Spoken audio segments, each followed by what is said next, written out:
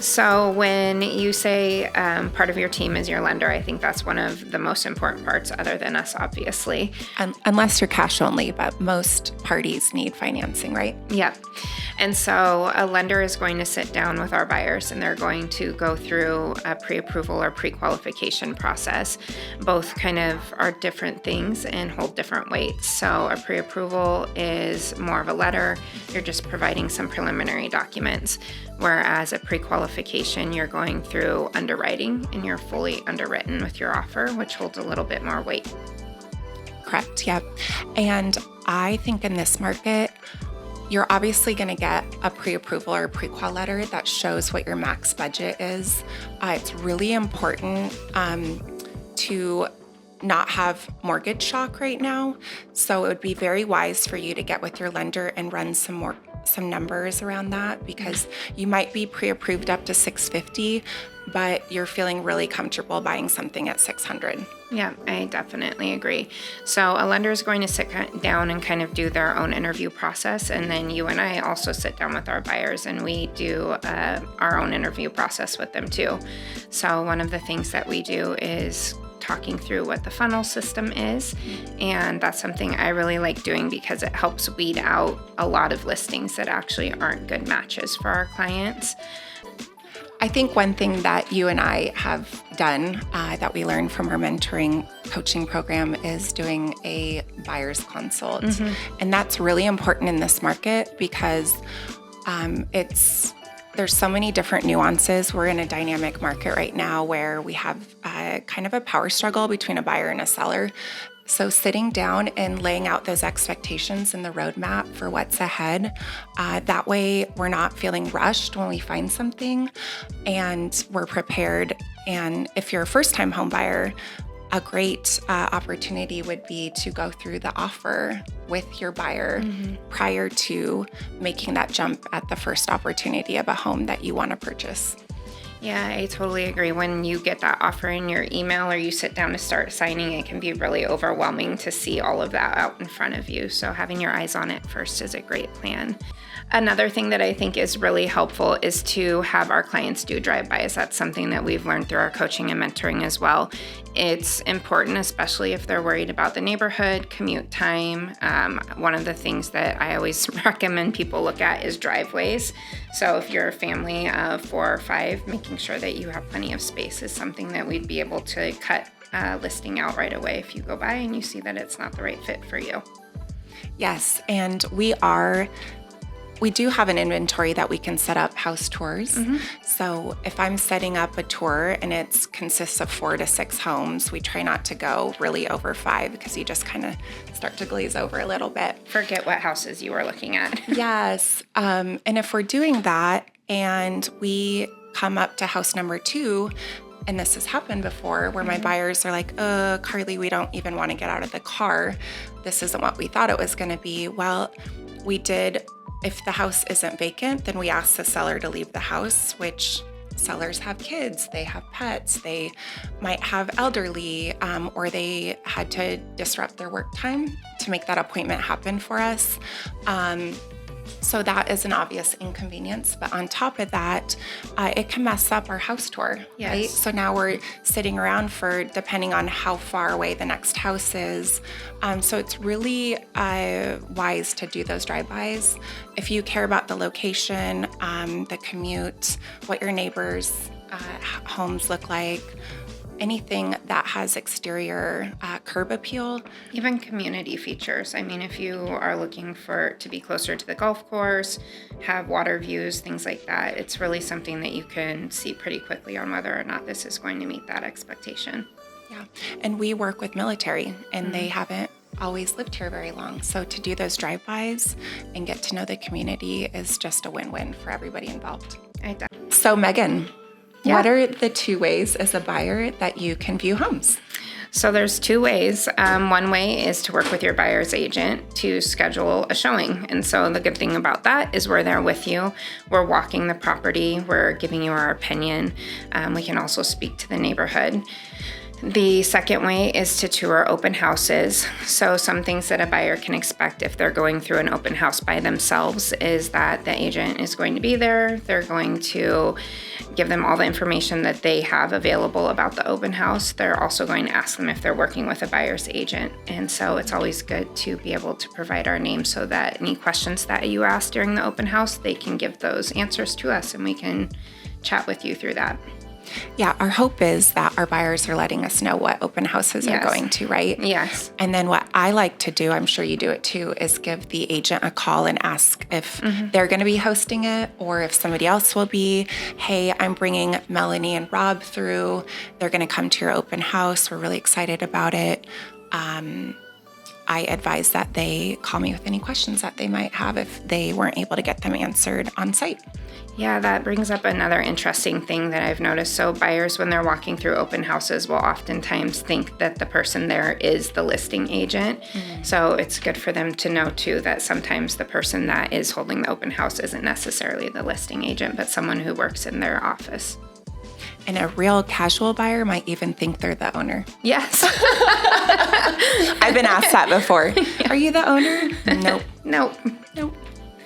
Great. All right. So we've talked a lot about, us representing buyers, but one of the things that is necessary in order for us to start representing them is a buyer broker service agreement. Do you want to talk a little bit about that? Sure. Customarily, we've always had listing agreements with our sellers, right? And now we have a agreement with buyers formally. They've always existed, but we haven't used them routinely, and now they are required that we use them. And this is really a good thing because it establishes an exclusive relationship with our buyers. And in addition, it really gives them a lot of information about commissions and what that means. If a seller is not offering up a buyer's commission or is unwilling to negotiate the commission, it is a responsibility of the buyer at that point to pay the buyer's agency commission. I can speak just to my own experience. I've never had a buyer pay it yet, but it does really change the game a little bit. I think it creates even more value for a buyer's agent to show up for their buyer and show their services and why they're valuable and important, and why you do need a good buyer's agent. Yeah, so the intention is complete transparency on both sides. So transparency with the listing side of things and transparency with the buyer side of things. The good thing is that when listings are put into the MLS and we're looking at them and sending them to our clients, we'll always be able to tell them what terms are being offered and if the seller is offering to pay our full commission, a portion of our commission, or just requesting that it be included in the offer. Which goes back to distinguishing what is a curious or casual buyer versus a serious buyer. Yeah. When you have a good buyer's agent, you should be really dialed in with that person. There's a lot of questions. I always tell all my clients there's never a dumb question in real estate. I'm still learning, almost 14 years later every day, and I feel like I'm still learning. Yes, I agree. I mean, we are still learning. Things are always so fluid in our market. So Megan, what do you do when your buyers love a home and you notice on the listing that it is offering a 0 buyer agent commission? Okay, so that's been happening more often than it historically has. So I've been able to have that conversation, and what we talk about is I share that that's the commission, and I remind them of what our steps would be. So our first step, if this is a house that you love, is always going to be to request that my commissions are paid as part of our offer. Have you encountered that? I have, and anything and everything is negotiable in real estate. Our job as agents is to be problem solvers, create possibilities. I would never deter my buyer from seeing that house. My first step would be to talk with the agent and find out what the flexibility might be with that. Obviously, days on market matter. Seller circumstances matter. Our first-time home buyers might not have as much autonomy as the seller does. So, just checking out the alignment on that. But I would definitely ask the seller verbally, or the seller's agent verbally what the aura is around that, and then I would put it on paper still. So once you have that conversation with the agent, do you relay that back to your client? So if the seller's like they feel pretty strongly about the 0% or 1%, what's your conversation with your client like? My energy in real estate is everything is a brainstorm or an idea until I put it on paper and put it in front of them. It's a very fickle market, and just because I heard something on a Sunday in a phone call, by the time I put the offer over a day later, the seller could have a completely different disposition about it. So it sounds like we're both just reminding our clients of what's in the buyer broker service agreement, and that our first step is going to be being transparent with them, and then, like you said, having a conversation with the listing agent, but really just including it in our initial offer and negotiating it, like you said. That's why we have the buyer's consultations, right? Yep. So we go through the buyer brokerage agreement at that time and lay out the expectation that what our value means and how we get paid. And if we can't come to that landscape some way, then it might not financially be the house for them, unfortunately. So it's our job to have hard conversations, and I feel like when this all first came out, it was really awkward for us to be having these conversations with our clients and with other agents. You know, like you said, you're calling, you're saying, hey, it looks like your seller's only offering 2%. We're going to put it in our offer that my buyer commission is 2.5%. These are just sample numbers. How do you think that that will be received by them? Do you feel like it's getting more comfortable for you to have that conversation with the listing agent? And do you think it's more comfortable now than it previously was for the listing agent to have that conversation with their seller? My hope would be that the listing agent has already had that conversation with their seller. To kind of set them up for what to expect. Sure. Yes. And our job is to have hard conversations, right? And I think they're getting easier and easier to be had, and then they don't become hard conversations anymore. But our goal is we want to see our buyers get their homes. We want to see our buyers get the home of their dreams. And we're going to do whatever creatively possible to help make that happen. It's a new thing on our frontier also, so we're learning how all of this operates. And I think the best thing that we can do is have really great communication. And that is with the other agent, letting them know where we're coming from, setting and tapering expectations of our buyers. And we just have to put our best offer out there. That's all that we can control. Absolutely. Yeah, I like that. So Megan, what happens if you have two sets of buyers and they both want to see the same house and then they both want to write it up? Yeah, so I actually have had that happen before. So I would definitely show both of my buyers the house. If both of them ended up wanting to write it up, then I would send one of them to a broker in my office. I would refer them off. Yeah, that'd be Carlee. Because I wouldn't be able to do a good job representing both of them, knowing what both of their offers would be. So that would, compromise the competitiveness. So yeah, I think that the best thing for them would be to be referred off so that they can have an independent person who can look out for their best interest. Yeah, and represent them unfilteredly. Yes. And I know that you're high quality and you would pass them off to somebody who would be at that same level and work just as hard. Yeah, absolutely. I think that another time that could happen is if we were to have a listing and then one of our own buyers was interested in our listing. Have you had that happen to you before? I have, and honestly, if my brain is always going, I'm trying to, we're matchmakers, right? If I had a seller that was going to put a house on the market at the end of the summer, and I knew that I already had a set of buyers that had been looking for this house or very close criteria, I would have a conversation with that seller before putting it on the market and see if they would be open to doing a private sale and what that would mean for them, the pros and the cons of that versus putting it on the open market. And if they weren't interested in doing that, then my buyers still could come and make an offer, of course. So would you represent both sides? Would you represent the buyer and the seller in that transaction? Not on the private sale, but say that you did go to market. I am comfortable doing dual agency, but it doesn't really fall on me. It falls on the comfort level of my seller. And we would have a deep conversation about that. If it was a multiple offer situation, I would not, because I need to be able to represent each offer in front of them. Not represent, excuse me, but unfilteredly navigate them through each offer. And I would not be able to do that with 6-8 offers in front of them.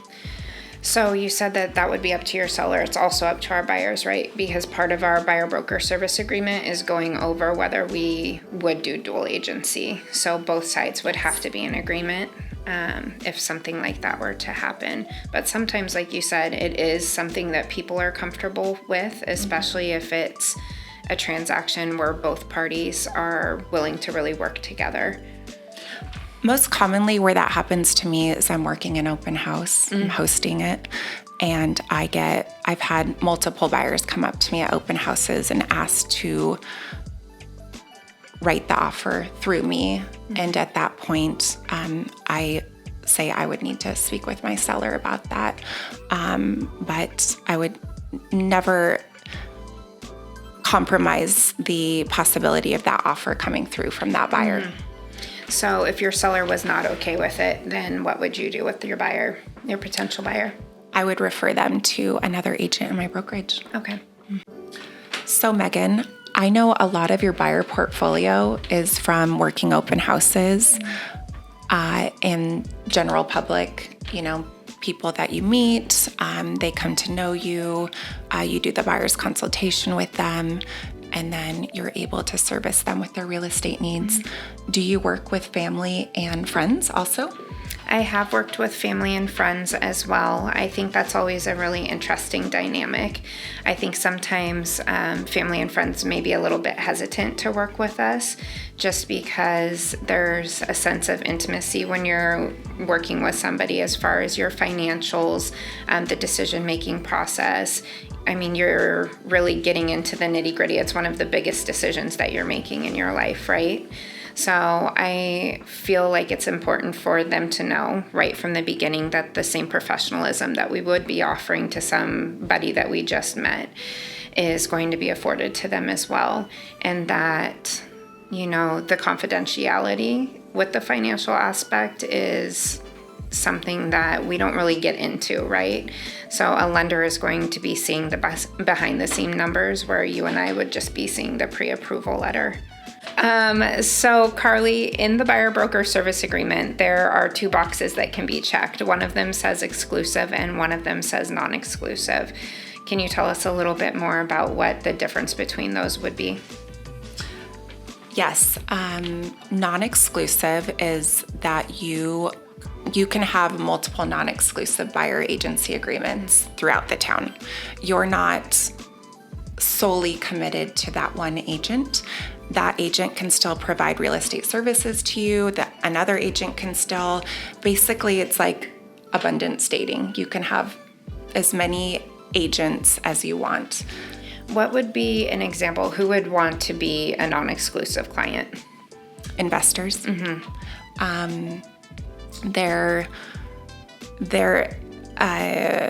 intention is to have a lot of eyes and ears out there working for them. I work exclusively only. That's just my vibe, I guess. I want to represent my clients with the fullest quality that I can. If they're not happy with my services for any reason, I would encourage them to terminate the contract. hasn't happened yet, and I work towards not having that ever become a reality. But I think that some buyers are really hesitant to do the buyer agency agreement at all, let alone have it be exclusive. But I'm really old school, and when I'm working with you, like, you have my full attention. There's a sense of trust there, compatibility. If the chemistry is off for some reason, I want you to go find what you're looking for. But I think that there's comfort in letting somebody know that at the buyer's consultation, that if this doesn't seem to be working for you, let's have a conversation, and you can be on your way. That's perfect. I think that I agree with you that the big hesitancy around it, other than obviously the financial aspect of it, is just feeling like you're contractually obligated to somebody that you just may not have a good fit for. Like you said, I mean, a lot of buyers at open houses. So besides our buyer consultation, it's really a getting to know each other game. And so to ask somebody to sign something saying that they're dedicated to just having me be representing them definitely can feel a little bit overwhelming for them. If you think about it, parallel it with a listing agreement. Sellers don't have that much apprehension, and there's so much more investment happening. You've got a sign in the ground, you've got showings happening, you've got photos and video, like, you've invested financially into that situation, and you don't get that kind of apprehension. I don't. I mean, I might have a seller that lets me know that I'm in an interview process, that I'm competing against a couple other local agents.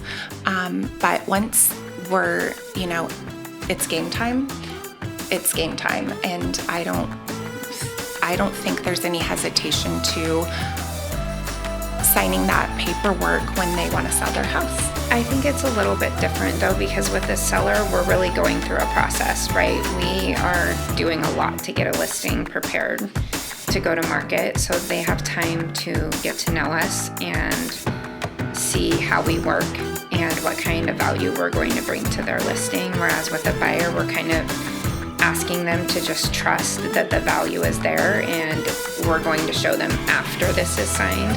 Whereas with a listing, we're getting to work right away, and they can see right up front everything that we're going to do for them. Yeah, I guess time takes time, right? Yep.